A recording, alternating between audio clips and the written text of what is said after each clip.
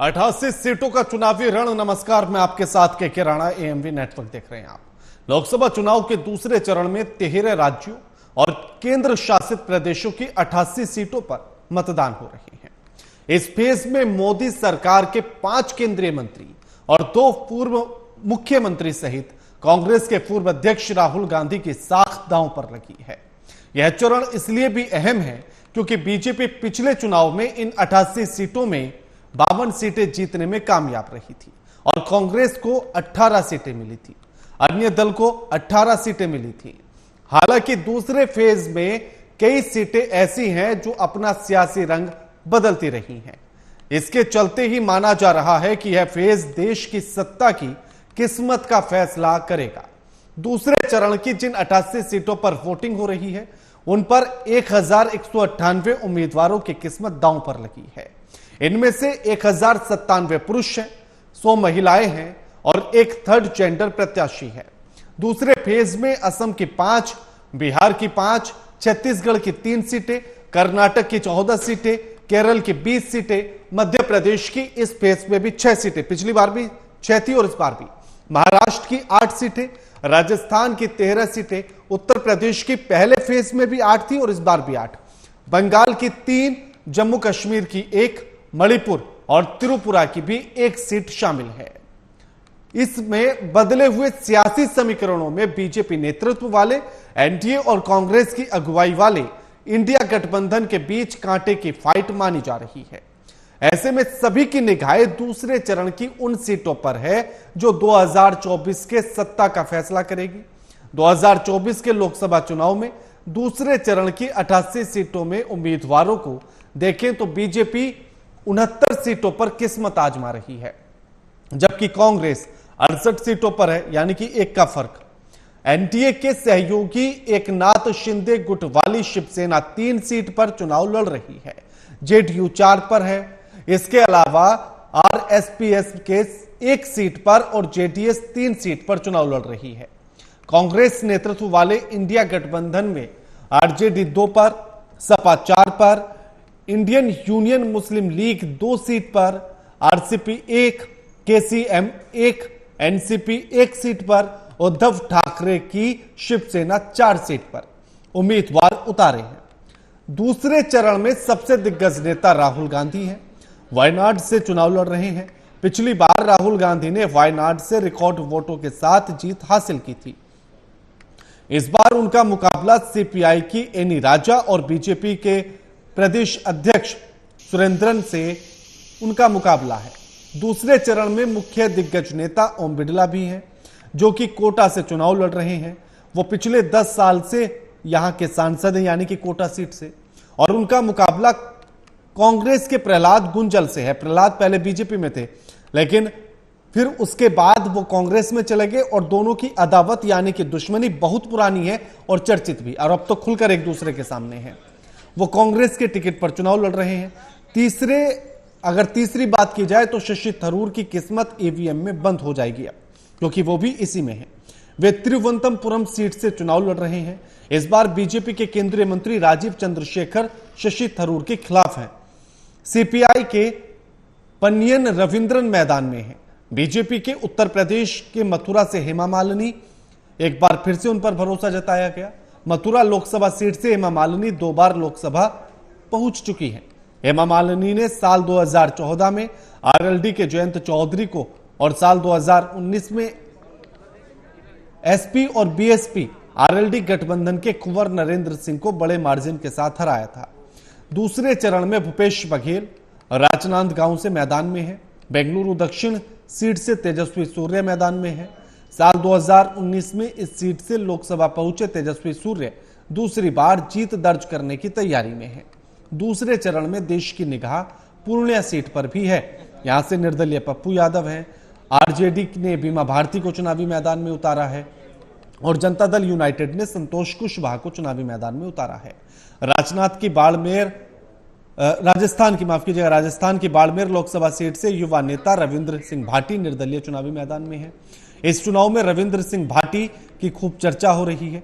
उनकी रैलियों में बड़ी संख्या में भीड़ है। बाड़मेर के अलावा गुजरात, सूरत, महाराष्ट्र, पुणे जैसे शहरों में भी भारी भीड़ रही। राजस्थान के पूर्व सीएम अशोक गहलोत के बेटे वैभव गहलोत भी जालोर से चुनावी मैदान में हैं। हमारे साथ जो मेहमान जुड़ गए उनका परिचय आपसे करा देते हैं। हमारे साथ खेमचंद शर्मा जुड़ गए हैं, प्रवक्ता हैं बीजेपी के। आशीष मिश्रा जुड़ गए हैं, प्रवक्ता हैं कांग्रेस के। और निपुण आलम बयान हमारे साथ जुड़ गए, राजनीतिक विश्लेषक हैं। आप तीनों का स्वागत है एएमवी नेटवर्क पर। खेमचंद जी, 13 राज्य हैं और 88 सीटें हैं, लेकिन मतदान का प्रतिशत वैसा ही रहा जैसा पहले फेज का था। मतदान इतना कम आखिर क्यों?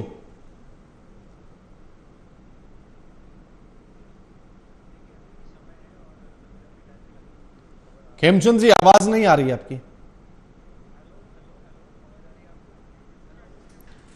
खेमचंद जी, ठीक है, मैं खेमचंद जी मैं आपके पास लौटूंगा, कुछ टेक्निकल प्रॉब्लम आ रही है। आशीष जी, मतदान का प्रतिशत पहले फेज की तरह ही बेहद कम है।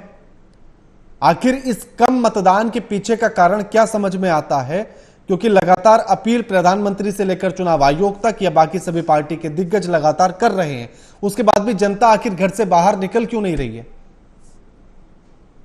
बड़े भाई राणा साहब और हमारे भारतीय जनता पार्टी के प्रवक्ता महोदय और जो राजनीतिक विश्लेषक है, सबको नमस्कार मेरा।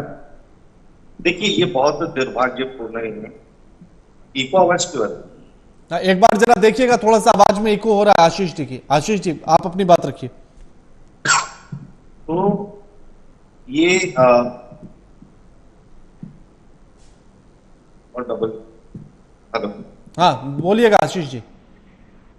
तो इसमें ऐसा हुआ कि देश की जनता को एक जिम्मेदारी तय करने के लिए बहुत सही मौका होता है कि जब लोगों को निकल के नेताओं को एक तरह से नेताओं का लेखा जोखा करने के लिए उनको मौका मिलता है।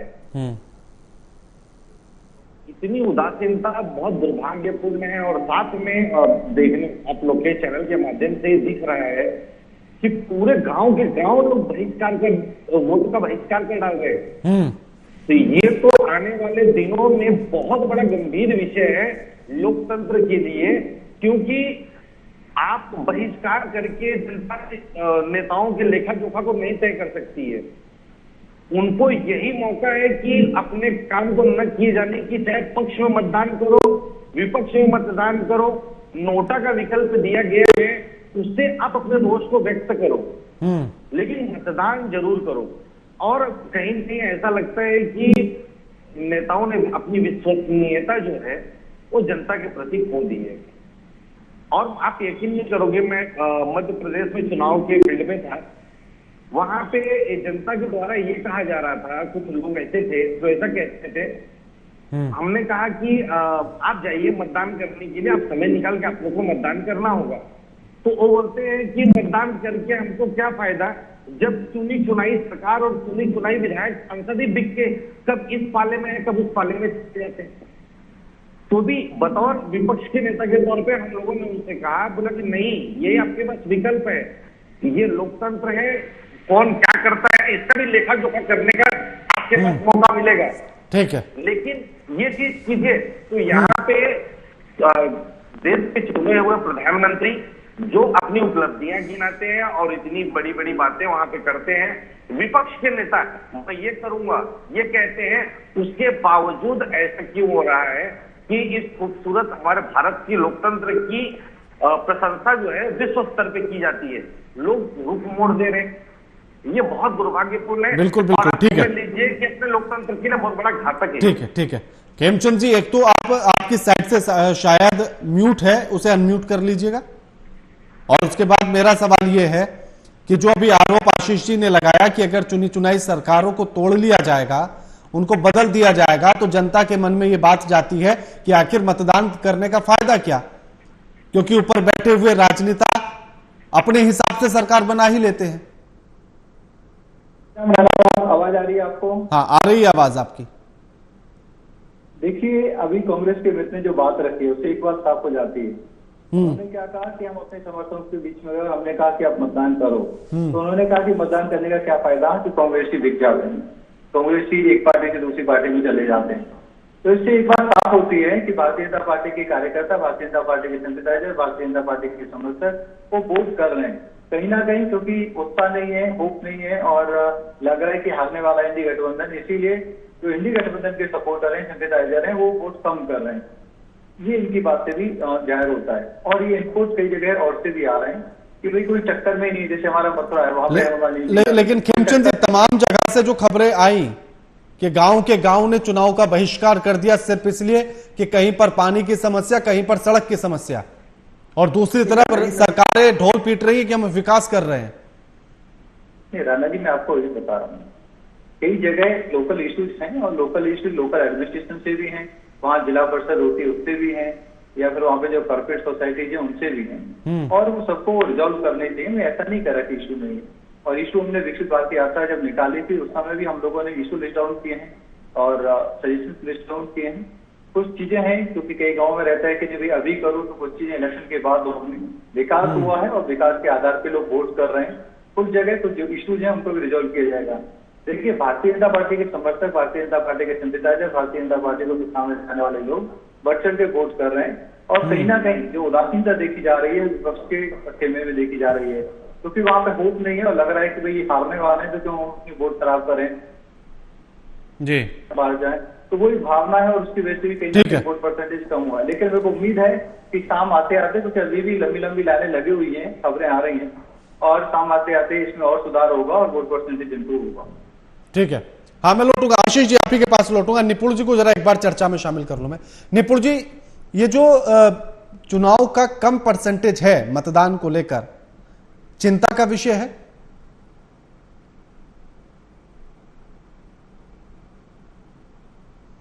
निपुण जी की आवाज नहीं आ रही है।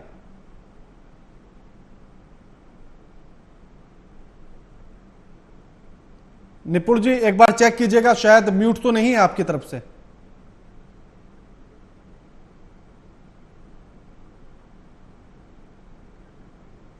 निपुण जी आपकी आवाज नहीं आ रही है, एक बार चेक कीजिएगा टेक्निकल टीम। आशीष जी आप जवाब दे रहे थे। देखिए, मैं आपको एक बताना चाहता हूँ राणा साहब, भारतीय जनता पार्टी के प्रवक्ता महोदय हमारे भाई ने देखिए कितनी सरलता से बातों को घुमाया। ठीक है, उन्होंने ये सब एक पल के लिए नहीं सोचा कि सरकार में 10 साल हम रहे हैं, 10 साल शासनकाल किए हैं, देश की जनता को लोकतंत्र के परों पर लाके उन्हें मौका देना हमें जरूरी है। वैसे भी आप उनके दिए हुए हक को बड़े आसानी से ईडी सीबीआई के माध्यम से छीन लेते हैं। और दूसरी चीज, इन्होंने अशोक चौहान को नांदेड़ से तोड़ के, जिसको आदर्श घोटाला का आरोपी खुद प्रधानमंत्री जी ने संसद भवन में कह के उठाया हो, उस क्षेत्र में युवा जाके ईवीएम मशीनें तोड़ देते हैं। ये रोष कहां तक आप लेके जाओगे?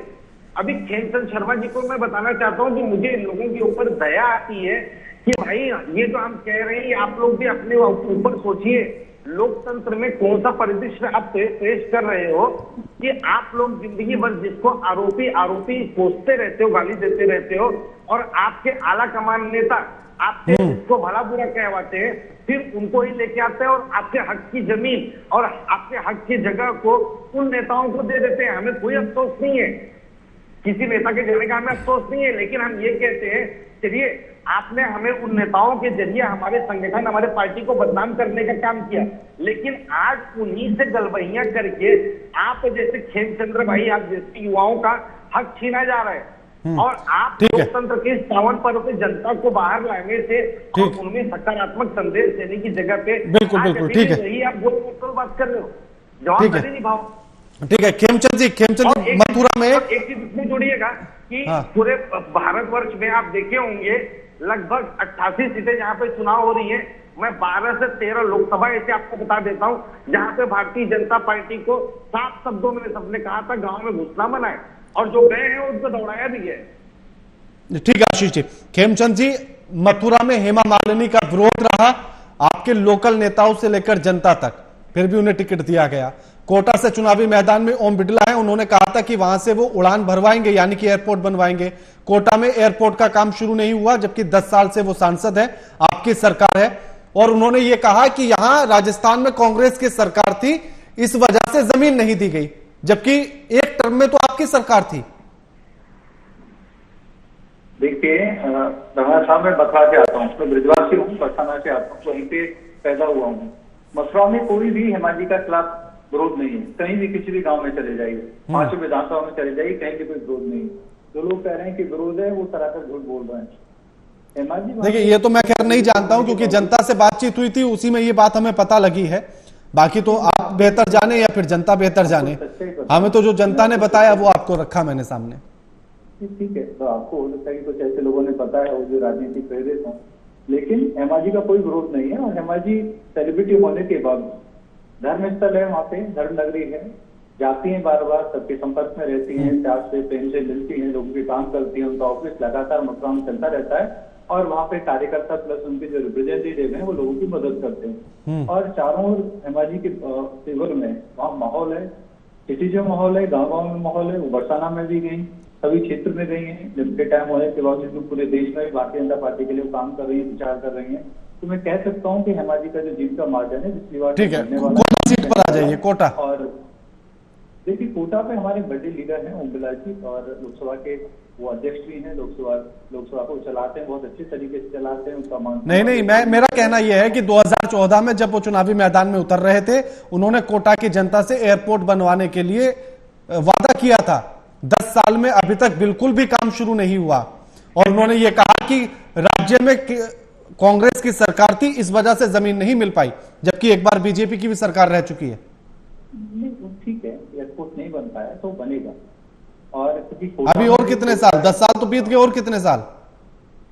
हमने बनाए सर, हमने एयरपोर्ट की संख्या को ट्रिपल कर दिया। आपने भी देखा पूरे देश में कोटा का भी नंबर आएगा। अब कोटा एक हब बन चुका है इंस्टीट्यूशन का, और वहाँ पे शिक्षा के लिए बहुत सारे। तो वो बीजेपी ने बनवाया हब, बीजेपी सरकार ने बनाया कोटा को हब?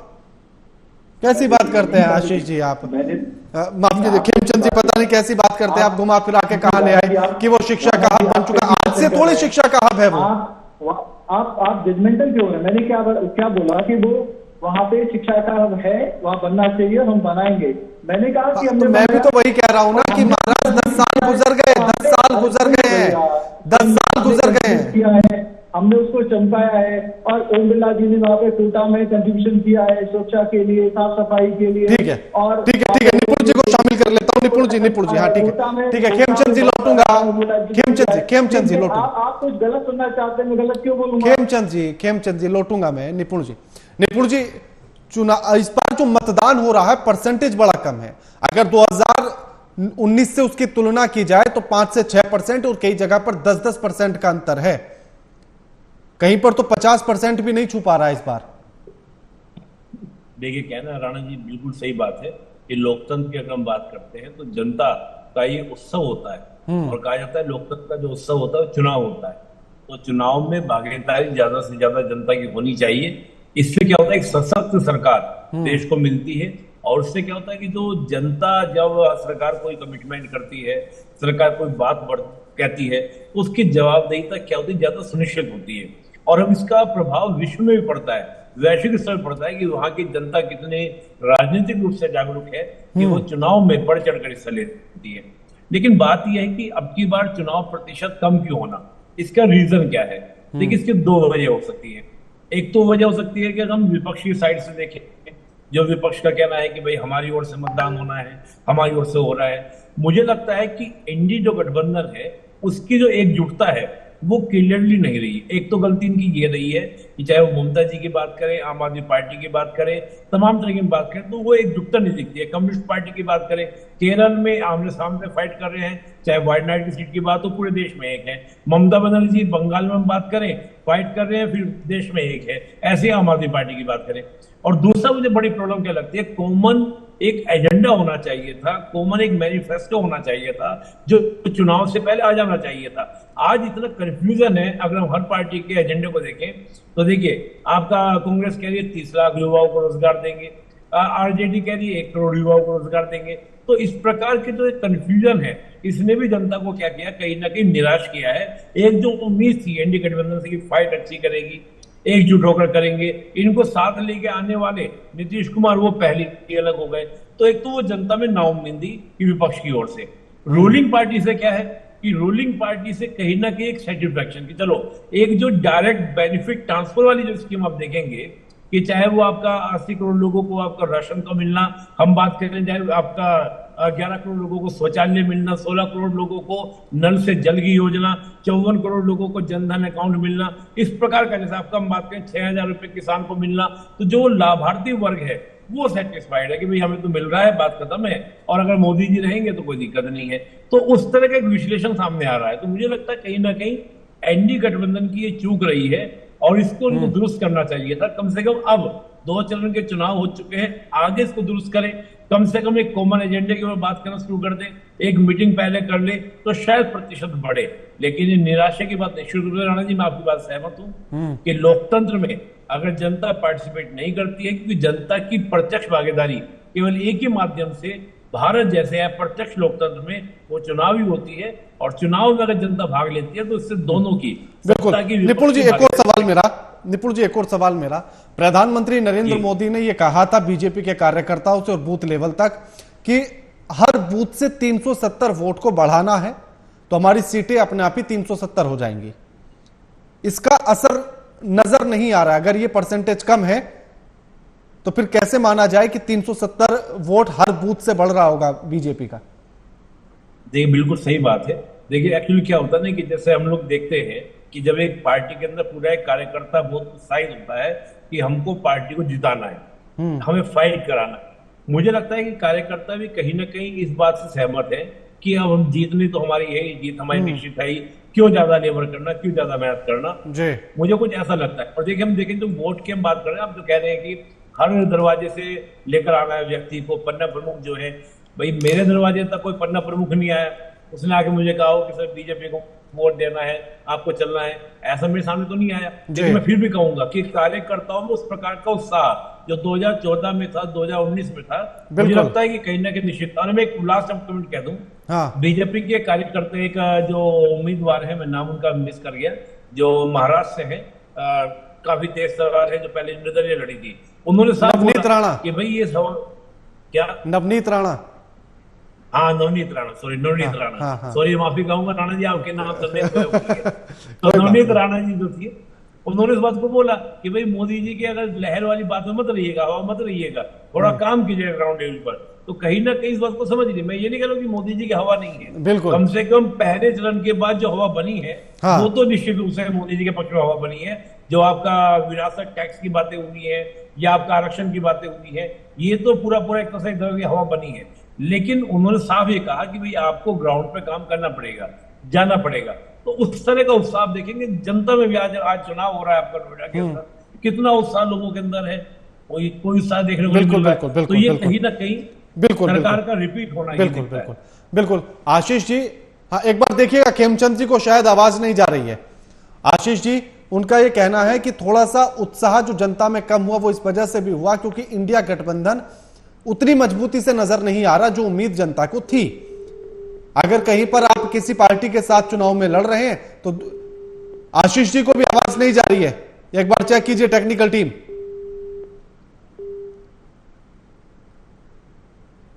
निपुण जी, लेकिन मेरा इसी में एक और सवाल यह भी है कि क्या जनता इस बात को लेकर आश्वस्त है, ये दोनों ही तरफ से लोग, कि बीजेपी के जो समर्थक है वो इस बात को लेकर आश्वस्त हो गए हैं कि पार्टी तो हमारी जीत ही रही है, और दूसरा वाला वोटर इसलिए थोड़ा सा चुप होकर बैठ गया है कि हमारे वोट देने से आखिर बदल क्या जाएगा?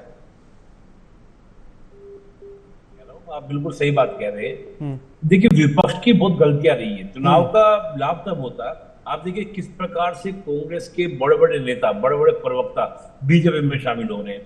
आपका कॉमन एजेंडा आपके पास में नहीं है, आप कॉमन एजेंडा पब्लिक के पास लेके नहीं जा रहे हैं। आपको जो मुद्दे होने चाहिए उन मुद्दों में बात करनी चाहिए थी। बीजेपी ने अगर कोई गुगली फेंकी, आपने उसको कैच कर लिया और उसमें आप उलझ के रह गए। बिल्कुल, खड़गे साहब को क्या जरूरत है कि जाके कि कांग्रेस का मैनिफेस्टो उनको पढ़ाऊंगा, मोदी जी को पढ़ाऊंगा। अरे आप अपना मैनिफेस्टो जनता को बताओ, मोदी जी को बताने से क्या होगा? मोदी जी ने तो पोस्टमार्टम किया, उसका एक्सरे कराया, तुम उनके उसका एक्सरे करो।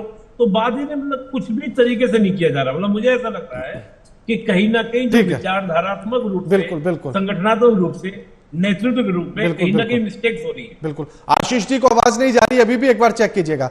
माफ कीजिएगा, खेमचंद जी को, आशीष जी को आ रही है। आशीष जी, मेरा सवाल यह है कि अभी निपुण जी का यह कहना है कि कहीं ना कहीं ये कमी रही कि इंडिया गठबंधन को और मजबूती से चुनाव लड़ना चाहिए था, जो जनता को उम्मीद थी, लेकिन उतनी मजबूती आई नहीं, क्योंकि एक राज्य में अगर आप साथ है तो दूसरे में आमने सामने खड़े हैं, तो इससे कहीं ना कहीं जनता का जो उत्साह है वो कम हुआ है।